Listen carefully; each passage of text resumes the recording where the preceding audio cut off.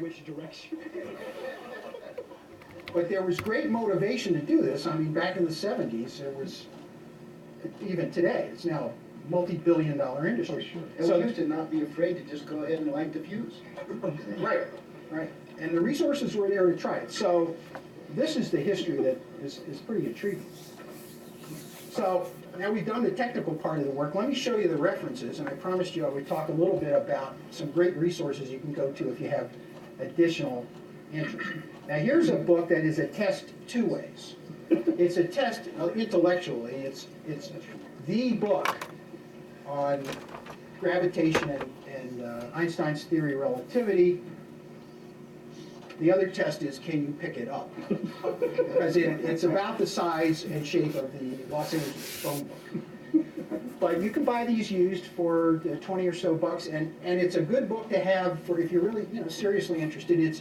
It's divided up in an interesting way. The pages are, it has page numbers, of course, but then it has page classifications, 1 or 2. So if you're just learning this material, you stick with pages that are marked Class 1. And about half the book is Class 1, and it's very physically oriented. It's not hard to read. If you're into the calculation of the metrics and what happens when masses are not symmetric, for example, what happens in the vicinity of a binary star where the space-time continuum is not spherically symmetric anymore, it's distorted and twisted, then you read part 2 of this book. And parts 1 and 2 are interleaved through the book. So that's a great resource. This is great for non-technical understanding of what goes on. Kip Thorne, and incidentally, here's, I mentioned John Wheeler when we started, he was an author of this book. So was his student, Kip Thorne, and Kip Thorne's written this wonderful book, which is very accessible to any enthusiastic reader, has great drawings, it shows you how embedding diagrams are used and how they can be misused. But it's a terrific way to understand the influence that stars have on space-time and what traveling near black holes is like and so forth. And then this book is the one I used for most of what I just showed you. This also by Wheeler and Ed Taylor.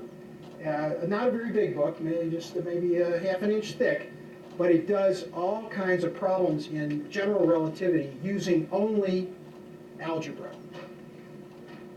If you're doing this book, then you're going way beyond that. You're doing tensor calculus and stuff that's not accessible to most people. But this book is sort of an interpretation of this in a way that's useful for undergrads, for example. And if you're motivated to learn about it, you can do this. Now, let me show you my last page. So I've shown you Kip Thorne's book, Ed Taylor's book.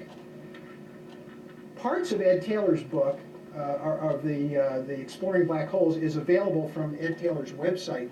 Selected chapters are available for free.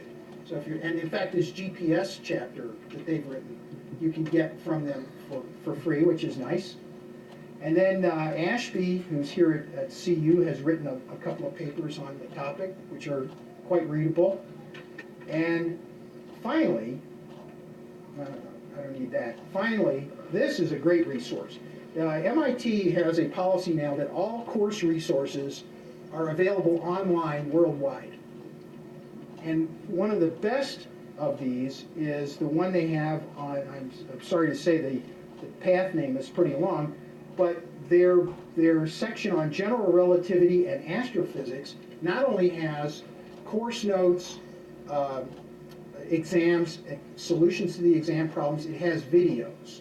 It has 13 one-hour-long videos, and you can watch Ed Taylor and another professor lecturing a class about general relativity and astrophysics, and they introduce all the stuff we've talked about, the Schwarzschild metric, how you use it in different situations. And you can download this, and the quality of the video you see depends on your internet bandwidth. If you have high bandwidth, like most people do today, you get a very nice, high-quality image, sort of like television, and students asking questions that most of us would ask.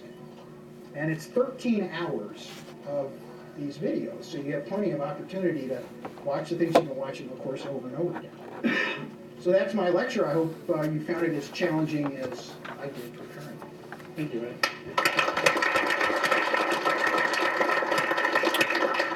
Yes, sir. What's the orbital geometry of those GPS satellites? The orbits are GPS, I think, are circular. They're circular orbits, 55-degree inclination and so forth. 12-hour. 12-hour orbits. Fine. Yeah, right. Yes, sir. Did the fact that the variance in the density of the mass of Earth, in other words, we've got oceans, we've got variations in the mantle and so on and so forth, does that have much of an effect, or? Well, I think the fact that Earth is not a uniform mass is one of the factors that made the calculation we did come out a little different than the measured effect. Because the clock rate changes depending on what mass it's experiencing. It's not strictly the mass of Earth. There's a mass, the point is though, to do it the way we did it, we couldn't use the mass tensor of Earth, which would include how the density changes in different places, influence of the moon, influence of Jupiter. All these things are a factor in getting the calculation exactly right. Yes? Just as a matter of academic interest, what happens as you move to the center of the Earth? I believe what happens, I'm not entirely sure, but I believe the mass that you use in the calculations is the mass on the shell interior to where you are. So if you were at half the radius of the Earth, you'd have some fraction of m, not the entirety of it. And that agrees with the way Newton did the calculation, that the gravitational force you feel inside of a mass is equal to the integrated mass inside the radius at which you are located. Yes.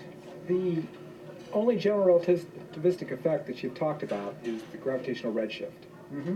Are there any other general relativistic terms which are significant enough to at least be measured with GPS satellites from the Earth? Well, the answer is yes. There are others, but they're right on the edge of measurement.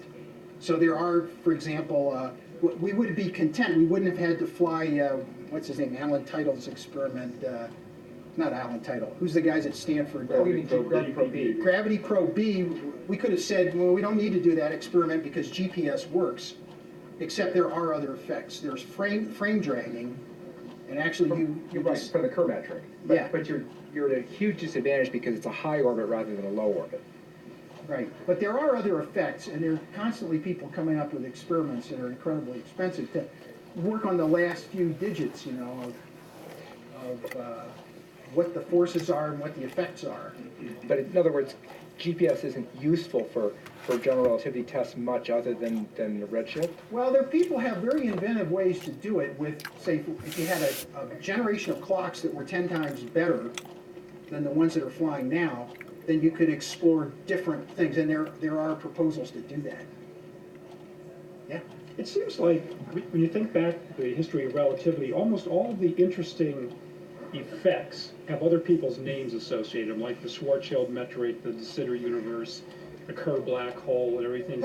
I'm trying to remember, did Einstein himself do much with his equations after he published the theory? Not much, actually, and then there's the famous Friedman universe. Yes. Not related to me, I Not don't to be think. confused with. Yeah, right. I don't think Einstein did a great deal in terms of applications other than the precession of the perihelion of Mercury, which was the first big test. Yeah. He was able to calculate, Right. and then Eddington, I think it was Eddington, actually measured. The deflection of starlight. Oh, that was the deflection of starlight. So there are a couple of modest applications that Einstein did, but Lemaitre, Right. Friedman, Consider. De Sitter really got into this and started looking for applications that still going on today. I read once that by 1940, they said there were only like 10 people on the Earth who understood relativity, and it was like this, almost a genetic bottleneck, you know, if something had happened to those 10 people, that general relativity may have... Now, wasn't it Eddington? Eddington said there are 3 people who understand relativity, and it's Einstein, me, and I don't know who the third one is, or something like that.